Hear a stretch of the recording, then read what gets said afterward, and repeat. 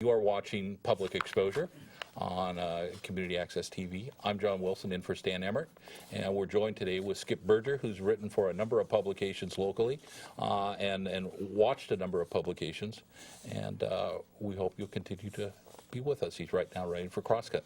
Let's finish up our final segment here and talk a little bit about our neighbors to the north. You laid out why Canada should be our next target of invasion back a couple years ago. Should it still be, or should it just be our banker? Should it still be? Well, I mean, the column you're referring to was one I wrote in the run-up to the Iraq War, and I was sort of saying it was satirical. It was a critique, and basically saying, well, if you look at the justifications for invading Iraq, we actually have more justification for invading Canada when you think about the drug trade and all these other things.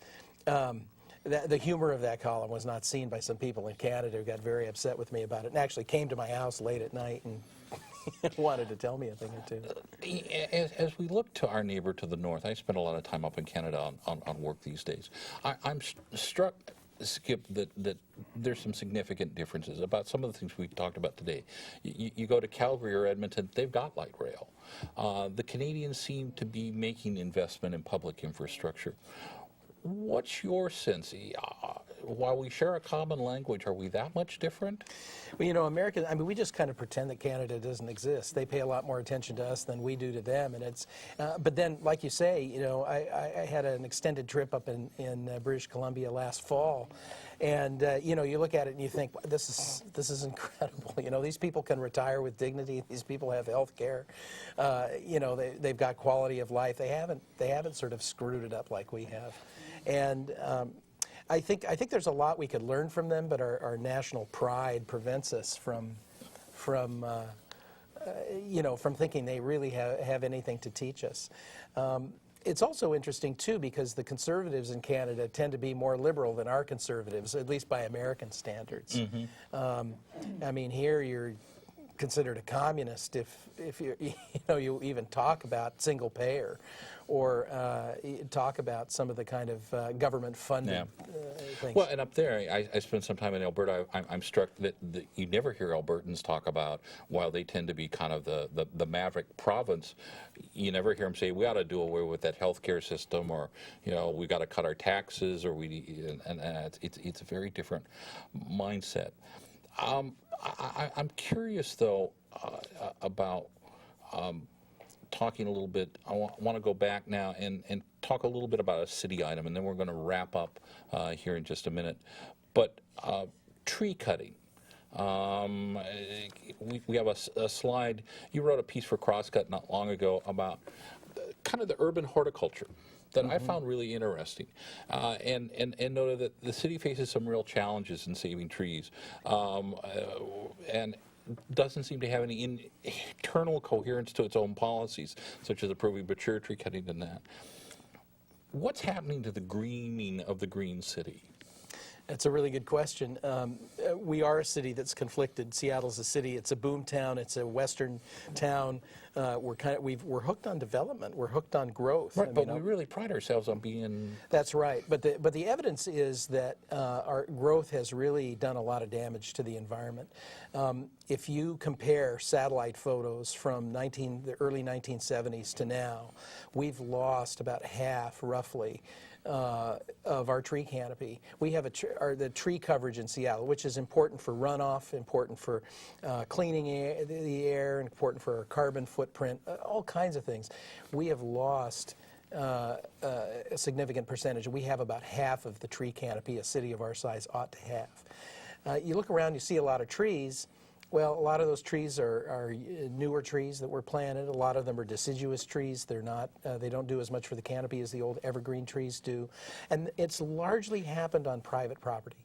It's largely development, infill, the encroachment on green belts and that kind of thing. The parks, they're doing relatively well, but it's the private property, and so it's sort of the death by 1,000 cuts or a million cuts, as people in Seattle, for various reasons, have begun to, there are no vacant lots anymore. People's yards are smaller. They're building mega houses. People will come in and buy a little bungalow and turn it into a giant, I call them bung villas, a 3-story monster, And the city has really given mixed signals on the trees. On the one hand, they want to plant more trees, they want to save trees. On the other hand, they're pushing density policies and approving permits that allow for extensive tree cutting, even where we have groves of trees. The so-called Waldo Woods and Maple Leaf is a great example. If we don't change that, what happens to this city? Well, I think what happens is we make the job of being an environmental city just that much harder. I think we do erode the quality of life. Seattle is, it is a garden now. It's not wild. It's something that we kind of need to tend, and you need to do it using the best policies, best practices, and best methods you can. Well, let's talk a little bit about, finally, you had a piece in Crosscut just a little bit ago about the future of nowhere. And you talked a little bit about the wisdom of urban density and that.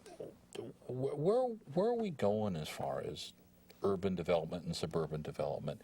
You're a guy that grew up in this city, lived on the east side, came back to the city, as I recall. Yeah. Where are we headed? Well, the city and the suburbs are kind of merging in an interesting way. I mean, we say, urban people tend to look down on the suburbs as, being culturally, illiterate and,